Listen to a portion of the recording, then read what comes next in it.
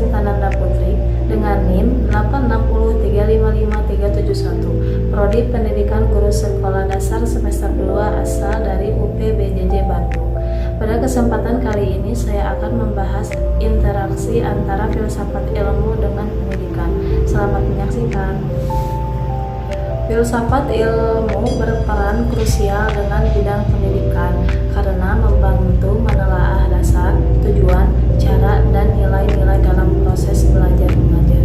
Hubungannya antara keduanya saling berpengaruh dan saling mendukung. Pertama-tama, filsafat ilmu berfungsi untuk mengawasi dan memperkuat keberadaan serta asas ilmiah dalam pendidikan. Melalui penelitian ontologis, filsafat ilmu membahas esensi pendidikan, apa yang dimaksud dengan pendidikan itu dan siapa yang menjadi objek kajiannya. Dalam konteks pendidikan, objek tersebut adalah manusia yang tumbuh melalui proses belajar. Selanjutnya, melalui pendekatan epistemologis, filsafat ilmu meneliti bagaimana pengetahuan dalam pendidikan diperoleh. Ini berarti bahwa metode pengajaran, penelitian, pendidikan, dan penyusunan kurikulum perlu dilakukan secara ilmiah, logis, dan sistematis. Lebih lanjut, melalui aksiologi, filsafat ilmu menilai nilai dan kegunaan pendidikan dalam kehidupan manusia. Pendidikan tidak hanya berfokus pada pencapaian akademis, tetapi juga membentuk karakter moral dan tanggung jawab sosial. Di sisi lain, pendidikan yang bermakna juga memperkuat perkembangan filsafat ilmu.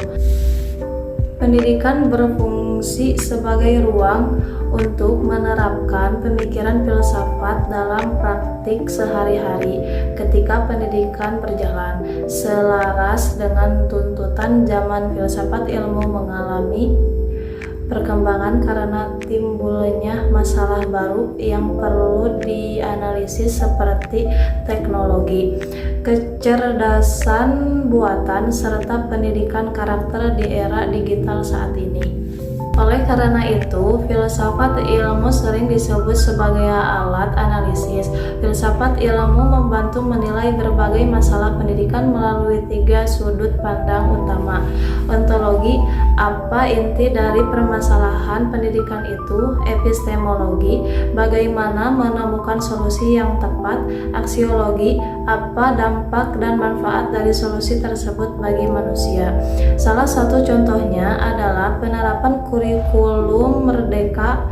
Kurikulum ini tidak hanya menekankan hasil akademis, namun juga berfokus pada pengembangan karakter dan kreativitas siswa.